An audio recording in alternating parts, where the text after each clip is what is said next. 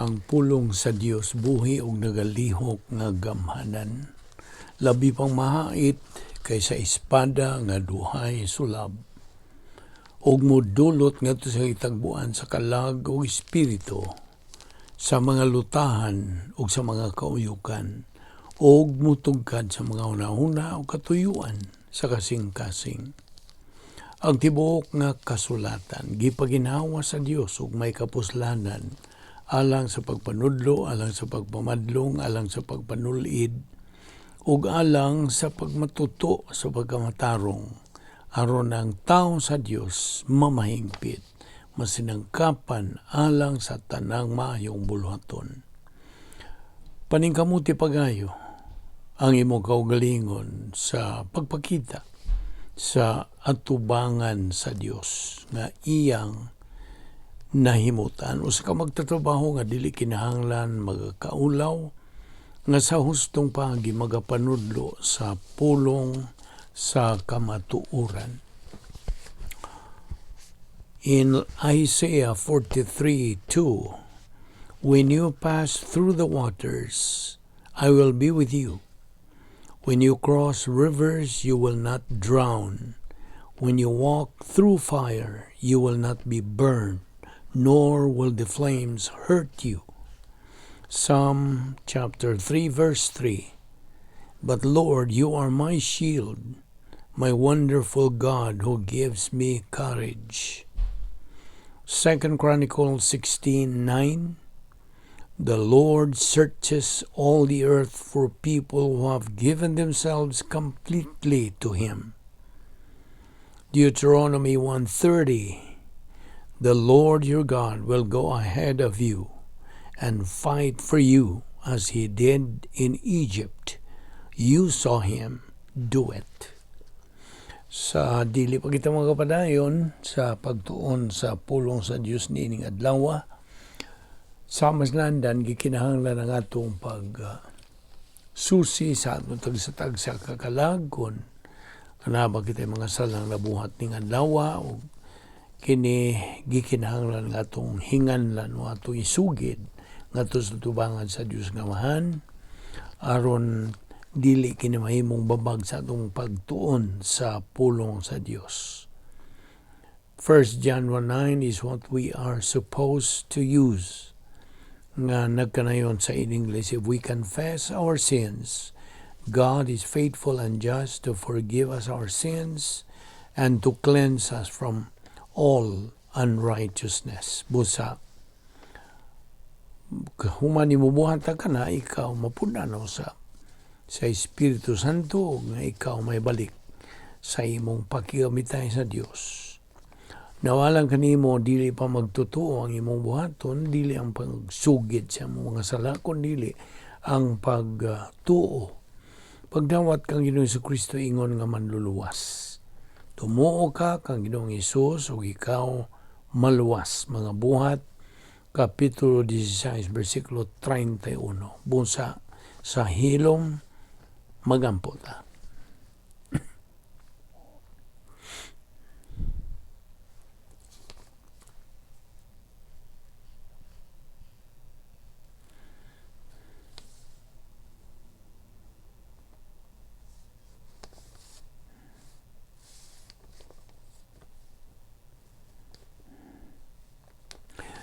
Ama namong langit no, nagapasalamat kami kanimo sa imong pagdala kanamo ning dapita sa mako sa aron kami makapadayon dining among spiritual momentum pinagispagtuon sa imong pulong. Salamat nini kagayunan sa among pagpanagtapok aron kami magasimba kanimo. Kaya ang among pagtuon sa imong pulong mao man ang among pagsimba kanimo. And hence having the privilege of having fellowship with you and your word, which lives and remains forever. Uban ni kami karon pinagispagtudlo kanamo sa balaang Espiritu Santo, kining tanan among gipasalamatan sa ngalan ni Ginoong Hesukristo. Amen. Maayong adlaw sa tanan natong mga subscribers, mga higala, atong mga igsoon diyan ni Kristo, fellow believers, welcome once again. Niya pagkita sa atong gitunan nga entitled Hypostatic Union of the Lord Jesus Christ. Okay. Now, diin kita mohonong, anak kita mo sugod sa atong pagpadayon. Now, ang pangutana, here is a very controversial question. Si Maria kuno is really the Mother of God? Is she really the Mother of God? Well, atong patubogon ang Biblia. The Bible does not say that in the beginning, Mary was already there. Nabasa Biblia ka na? Naisulat ba ka ng maong mga pulo nga in the beginning si Maria dinhana, etc.? Now, okay, we will not delve deeper on this kay taas-taas kining paghisgot bahin ini. Now, si Ginoong Jesucristo, wa mo gamit sa iyang Diyos nun nga mga kinaiya in order to execute God's or God the Father's will. Wala. Si Ginoong Jesucristo emptied himself by not utilizing his divine attributes samtang didto siya sa iyang hypostatic union to glorify himself. He emptied himself, iyang hukasan iyang kaugalingon. Now, si Ginoong Jesucristo, as we know, is different from God the Father and from God the Holy Spirit in that He is man. He is also different from man in that He is God. Now, sa atong pagsabot ni ini mga butanga, this makes us believers able to execute God's protocol plan sa atong kinabuhi. Kaya diha sa doktrina sa kenosis, while the deity and humanity of the Lord Jesus Christ went together without mixture, He did not use the attributes of His deity by volition. Nasa Pilipos 2:7. Now, ang atong Ginoong Jesucristo, because of His humility, obeyed God the Father's will. Mo'y hinungdan nga ang great power experiment that our Lord Jesus Christ used while on earth, klaro kini tataw kayo nga pagpakita nga kita nga mga magtutuo dinhi sa panahon sa simbahan mahimo nato ang pagkamainawaton kang Ginoong Jesucristo by using the divine viewpoint thinking. 1 Corinthians 2:16, the mind of Christ. Now, gimanduan kita sa pagkinabuhi, ninigdili kasagaran nga matang sa espirituanong pagkinabuhi, nga gitawag sa Griego nga eusebia, godliness in English. Our Lord Jesus Christ, our Lord Jesus Christ is the one holding this universe nga itong gipuyan. Because Christ controls history. The Lord Jesus Christ's glory was revealed briefly atol sa panahon sa iyang transfiguration dito sa bungtod sa transfiguration. The Lord Jesus Christ never gave up any of the attributes of His deity. Wala.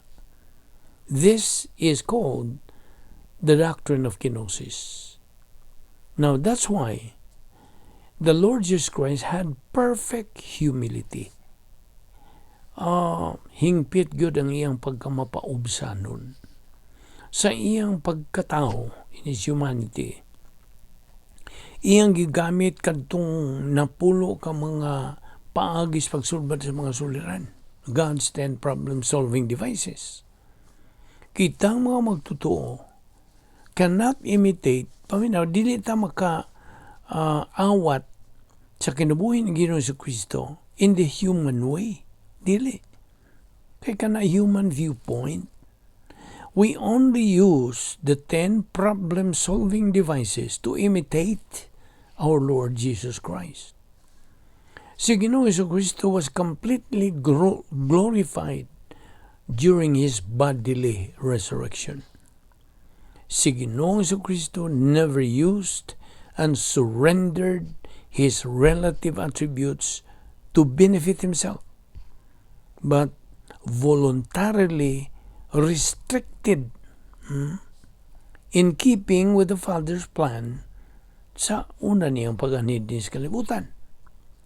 We should have the right priority in life like our Lord Jesus Christ. Diha siya'y husto o tukma gayud ng mga pasiula. Inumduman nato nga si Satanas, the arch enemy of God, has a plan, a goal for believers to reject Bible doctrine and not grow spiritually. Mao na'y planong Satanas. Iyag yung kanang bamagan kitang mga magtutuo. Ang iyang plano, alang sa mga di magtutuo pod, to prevent them to believe in the Lord Jesus Christ. Kita mo? John 1:14 says, "The Word became flesh and dwelt among us." That's His humanity ni Ginoong Jesucristo. Luke 4:14-18, and Jesus returned in the power of the Spirit into Galilee, and there went out a fame of Him through all the region round about. Now, sa diha nga ang pulong sa Dios, mumando ka na itong mga magtutuo sa pagkamainawaton kang Ginoong Jesucristo. Inumramigyo kanunay ang doctrine of kenosis. Ang atong Ginoong Jesucristo depended, nagasalig lang, nagaagad lamang siya sa pulong sa Dios. Depended on God the Father and the Holy Spirit. Marag yun ang iyang gisaligan. Diya sa Juan 18:6, when Jesus said, "I am He," He, kining sunod nga He diha, He drew back and fell to the ground. Kinsa maning He? Si Judas Iscariote. The humiliation of our Lord Jesus Christ. Now, He never surrendered the relative attributes of His deity. Wala. He emptied Himself from its use. He continued to live as a human being without utilizing His divine attributes to benefit Himself, to provide for Himself, or He voluntarily obeyed sa kabubuton sa iyang langit ng Amahan. Kung balikon nga si Ginoong Jesucristo, nagasalig o nagaagad lamang sa pagsangkap sa iyang langit ng Amahan. The Lord Jesus Christ depended on God the Father and the Holy Spirit. Now, the Lord Jesus Christ, ang iyang paggamit sa mga milagro was done by His deity, not by His humanity. But the Lord Jesus Christ did not use the attributes of His deity to keep Him or to keep His humanity. The Lord Jesus Christ used the 10 problem-solving devices, of course, pinagi sa paggamit niya sa metabolized doctrine nga nagatuyok na diha sa iyang panimuot in His stream of consciousness. Now, may hinungdan nga kita gimanduan to be imitators of God. Ephesians 5:1. Bible doctrine is supposed to be real to us now. Now, tinuod na magyud ang pulo sa Diyos diya si mong kinabuhi. Tubaga lang na ngadto sa Diyos. Just like what our Lord Jesus Christ underwent samtang din siya nining kalibutan na sa una niyang pag-anhi.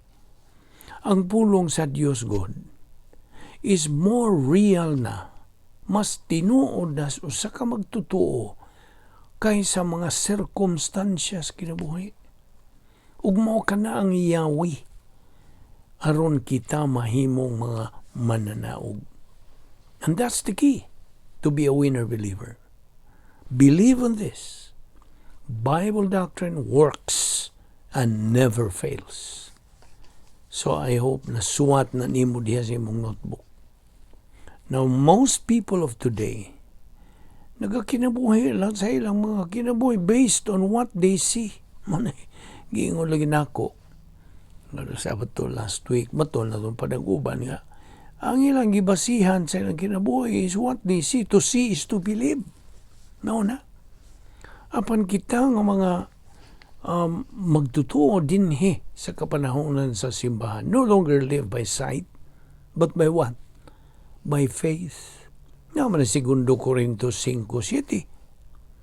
But if we don't have faith, kung wate pagtuo, we cannot live by faith. Basta? By the way, the complete glorification of our Lord Jesus Christ was when He resurrected. Sa iyang pagkapanahon. So with us, our complete glorification will be when God muhatag na kanato sa atong lawas nga binanaw, resurrected body. Inumdumi, ang hypostatic union nagpasabot nga si Ginoong Jesucristo hingpit nga Dios o hingpit nga tao. Ang doktrina sa kenosis na atong paghisgutan every now and then, ang doktrina sa kenosis restricted the use of His deity. Kini kung pulong kenosis, gikan na sa original nga Grekong pulong kinoo. Now, we must establish a personal sense of destiny to be able to succeed. Kita magmalampuson sa atong espiritual ng kinabuhi. Inumdumigid, gantong napo ka mga paagis, pagsulbad o mga suliran. Rebound, feeling of the Holy Spirit, faith rest drill, grace orientation, doctrinal orientation, personal love for God the Father, impersonal love for all mankind, sharing the happiness of God, personal sense of destiny, and occupation with Christ. I hope na memorize o na you have learned that by heart. Nasilsil na yun sa mong kalag. Napulo ka mga paagis pagsulbad o mga suliran. Di pagkagusto niya na mo gamit nga pagsulbad sa mga suliran. O God does not lie, raba. Iya kining o gipurmahan gyud ni Ginoong Jesucristo samtang dinhi pa siya sa una niya paganhi. Unya di pagyug ka? Well, imo na. Now, so our Lord Jesus Christ fulfilled the plan of the Father. Pinahagi sa pag-establisar o personal sense of destiny diya kaniya. Kaya ang Diyos sama sa atong kanunay na itong ginahisgutan, kini atong ginabatbat, kini nga ang Diyos ana ay plano sa matag kinabuhi, sa matag magtutuo. God is a plan for every life of every believer.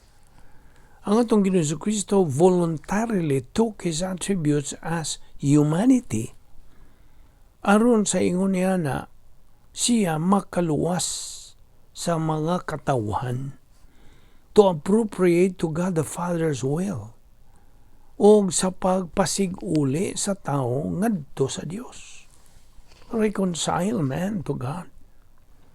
Now, doon ay duha ka mga kalampusan o kadaugan sa matag magtutuo. Two victories. Unsa man strategic o tactical. Na unsa man yung strategic? Kini yung strategic victory. Mao kini ang kadaugan nga naangko ni Ginoong Jesucristo in the angelic conflict when He won against sin and death. He was victorious dito sa cross. See? Ug ang ikaduha nga victory is tactical. Sa diha nga ang magtutuo mahimo ng mga mananaog niining kinakuya. When believers become winners in life. Now, unsa man, mangutan ako nimo, unsa man ang gipakita o manifestation sa kinusis ni Ginoong Jesucristo, unsa man. Well, dias Mateo 4:1-10 about our Lord Jesus Christ being tempted by Satan. There are temptations, kay kini evidence testing naman ko ding mga tentasyon. There are temptations of the Lord Jesus Christ by Satan. Unsa man? Nahinomdong ka? Make these stones to bread. Himo aning bato ngadtog pan. Now, si Ginoong Jesucristo, kung siya makigharong na makigatubang na ni Satanas o ang yawa, iyag yung gamiton ng pulong sa Diyos. The Lord Jesus Christ used Bible doctrine to confront the devil. Siya may gisulting Ginoong Jesucristo sa diyang gitintal siya nga himuon unta katong bato ngadto sa pan. Deuteronomio 8:3 o Mateo 4:4 ang sige sulti. Ang tao dili mabuhay pinagi sa tinapay lamang, kundi pinagi sa pulong sa Dios nga magagula sa baba sa Dios. So, iyang gikutlo ni Ginoong Jesucristo ang bersikulo did yagikan sa karaang tugon daang pakigsaad, Old Testament, sa Deuteronomy 8:3. Diyan sa Lucas 2:52, ang atong Ginoong Jesucristo grew in stature and truth. Now, karon kitang mga magtutuo niining katuigan sa simbahan, gimanduan sa pulong sa Dios sa pagpatubo sa atong kalag pinagis pa unsa. Pagtubo niya na sa grasya o kay balokang Ginoong Jesucristo. 2 Peter 3:18. Popular kayo ng bersikulo hanggang gikinahanglan masilsil ni sa atong libatagan. Now, in our Lord Jesus Christ kinosis, siya nagasandig, nagaagad lamang gayod sa pagsangkap sa iyang langit ng amahan kaniya, sa mga logistical grace support, and sa iyang pag-agad, pagsalig lang sa Espiritu Santo, sulod sa iyang prototype divine atmosphere. Now, sa diha nga kita tintalon, umuatubang og tentasyon. At diba ang tentasyon, dili sala, mahimo lang na sala kung musugot ka, yan ang mga tentasyon. So when temptation comes to our life, Bible doctrine should be used in confronting it. Bible doctrine should circulate now in the stream of our consciousness. Kinahanglan tuyok-tuyok na napalibot-liboton na din sa atong panimuot. Now, our Lord's humiliation in the doctrine of kenosis. There is the true concept of kenosis. Emptying himself. Si Ginoong Jesucristo, nung isgutan. Emptying himself in the independent use of his divine attributes.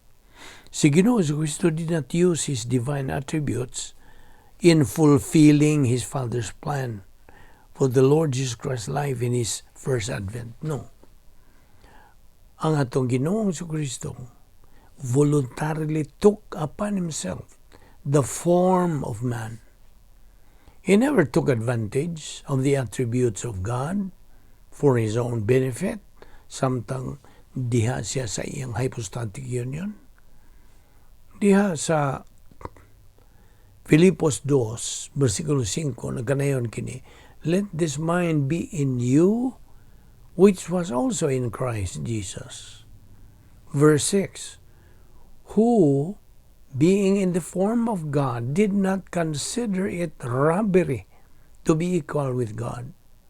Verse 7, but made himself of no reputation, taking the form of a bondservant.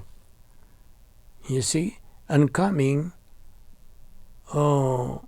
in the likeness of man. Verse 8, and being found in the appearance as a man, he humbled himself and became obedient. You see? Now, so verse 7, but made himself of no reputation, taking the form of a bondservant. John 17:5, and now, O Father, glorify thou me with thine own self, with the glory which I had with thee before the world was. Now, si Ginoong Jesucristo nagampo din for his strategic victory. Ang iyang pagdangat na yun, pagkabot na yun dito sa cross. Diha sa Isaiah, si Isias may propesya that a power system will indwell and control kang Ginoong Jesucristo. Si Ginoong Jesucristo may eksperimento niini and was a success. Now, okay? Na mga bersikulo nga atong ihatag kanimo dinhi kun imong mapas kini pagsuwat.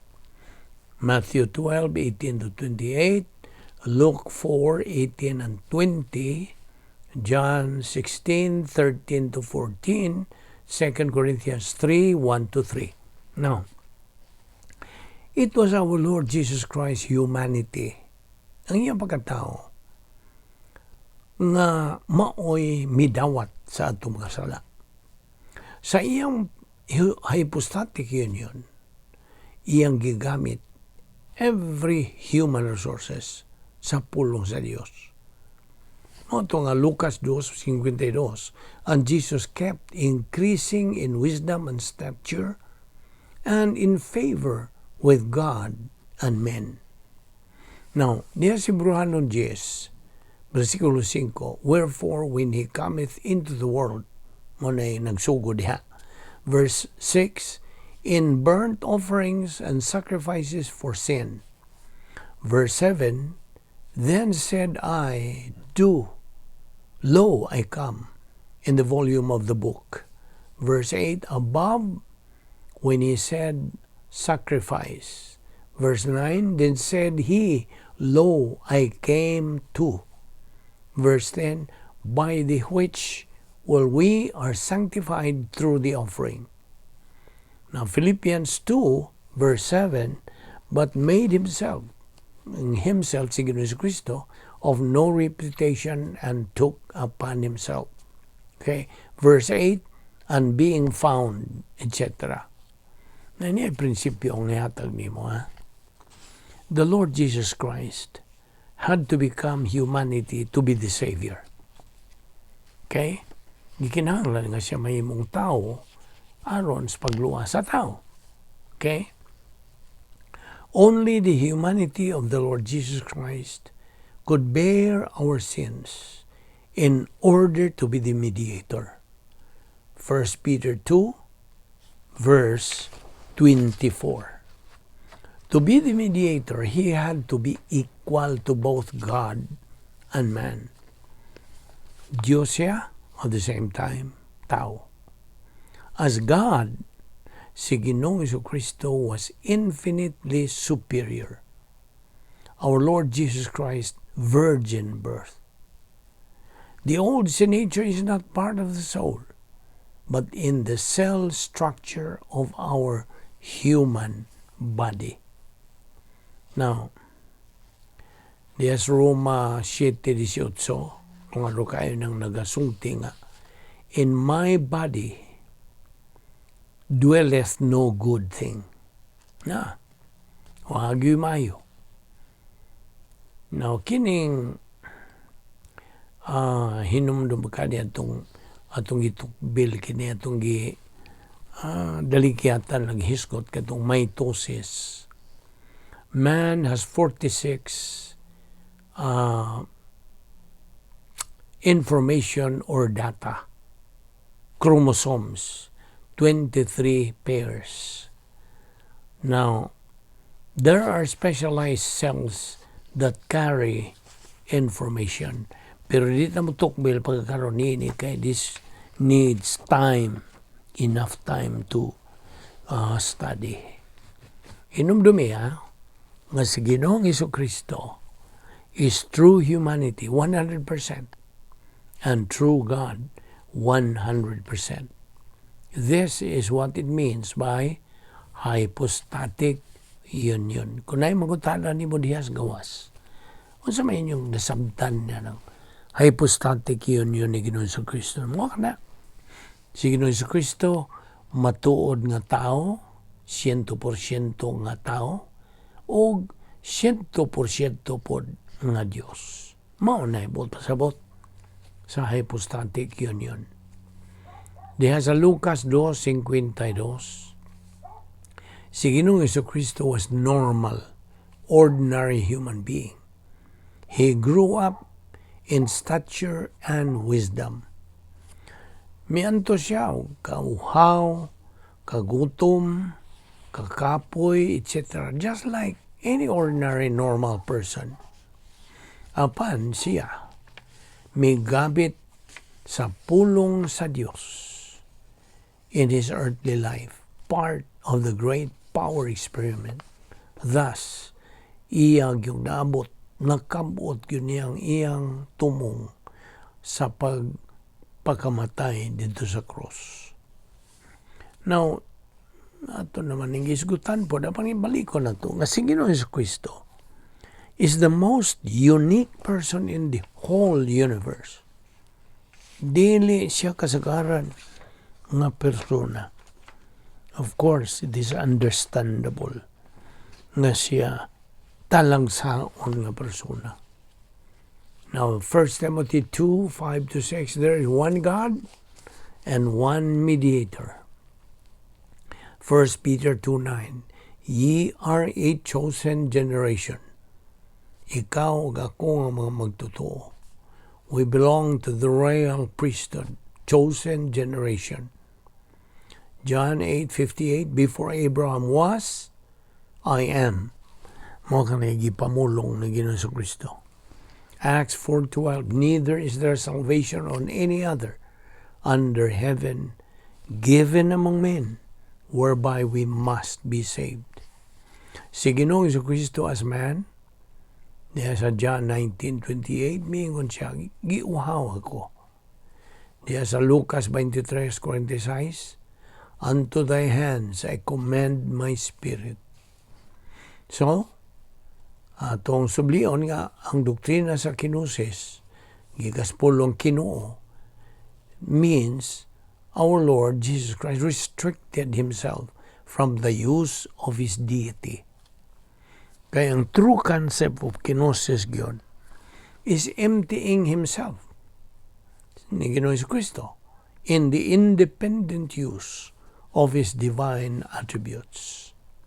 Again, the Lord Jesus Christ is God 100% and man 100% in one person forever. He is the Son of Man, mao na iyang pagkatao, Son of God, ang iyang pagkadiyos. John 5:25, Son of God. John 5:27, Son of Man. You see, mao ni patina ka na ito ni bahida. The Lord Jesus Christ being the judge is perfect. As God-man, si Ginoong Jesucristo is different from other members of the Trinity.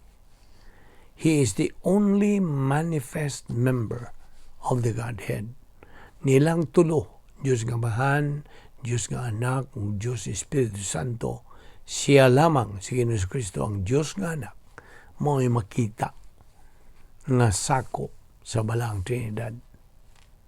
Okay? The Lord Jesus Christ is co-eternal, co-infinite, co-equal with the other members of the Godhead. That makes the Lord Jesus Christ the only unique person in the whole universe. Now, ingon nga magtotoo, ikaw, nahiusa na kang Ginoong Kristo hangtod sa kahangturan. Si Ginoong Kristo is not what we see in various images and pictures where He is pictured as a weakling with a long beard, with ribs visibly coming out. No. Pasipala ka na. The truth is, si Ginoong Jesucristo dili ingon niya na unsa kaluya, unsa na adis tanahon, dili. The Lord Jesus Christ was one of the most robust and muscled person, himself being a carpenter as Joseph's son. Numdum ka? Anak siya, panday.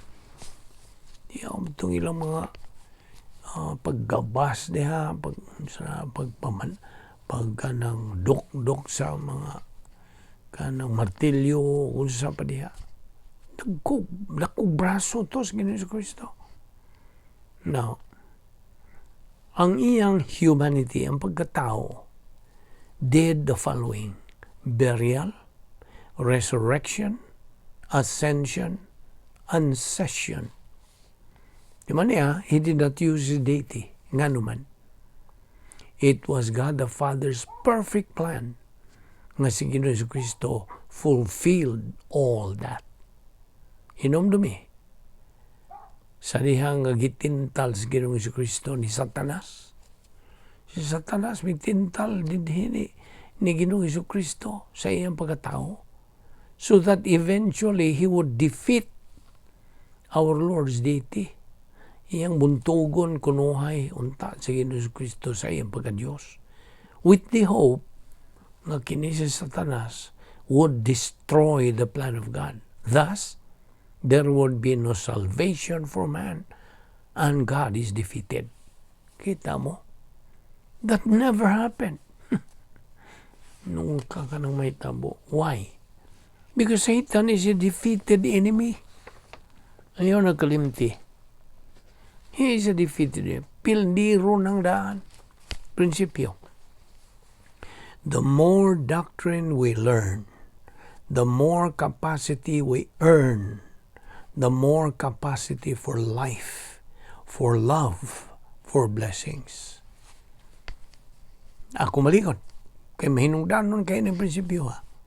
The more doctrine we learn, the more capacity we earn, the more capacity for life, for love, for blessings. Na maura ba niya nga itong tumong, atong spiritual goal, to reach spiritual maturity. That is the capacity stage. Nasa dihang magkakabot ka, magatungtong na tanian ng dapita. That is the pleroma stage. Pleroma means pagpuno. Gikan mo nga sa original nga Grigong pulo nga pleroo, to fill up. You see? Once nga makakabot na tanian ng maong dapit, spiritual maturity, then, nanti capacity, nanti katakos sa pagkinabuhi. Now, mao na nga daghan sa itong mga igsoong mga magtutoo nga. Wa man gyud sila kanang ideya. Kaya wa man lagi sila pagkapositibo nga sa pagtuon sa pulong sa Dios. Nagtuman ba nga kasagaran, nagtuman sa tulumanon sa ilang relihiyon o sa na religion that kanang claims to be Christian groups o sa na diya tulumanon sa ilang pundok. Apan wala sila mutuman sa sugo sa Biblia, sugo sa Dios. You see? So, sila doktrina. Di sila makakabot sa ilang tumong, ingon nga magtotoo, nga spiritual maturity. Okay, John 17:5. And now, O Father, glorify thou me with thine own self, with the glory which I had with thee before the world was. Isaiah 11:1. And there shall come forth a rod out of the stem of Jesse, and a branch shall grow out of his roots. Verse 2, and the Spirit of the Lord shall rest upon him, the Spirit of wisdom. There's a Luke chapter 2 verse 52, the Lord grew in stature and wisdom. Now, Hebrews 10:5 says, wherefore, when he cometh into the world, he saith, sacrifice and suffering. Verse 6, in burnt offerings and sacrifices for sin, thou hast had no pleasure. Now, dini atong hunungon, dini una kita mo parking, ug ato ni ibadayon ugma. Kaya ayaw sipyat sa pagsunod ni ini, sa atong dupot sa atong pagtuon.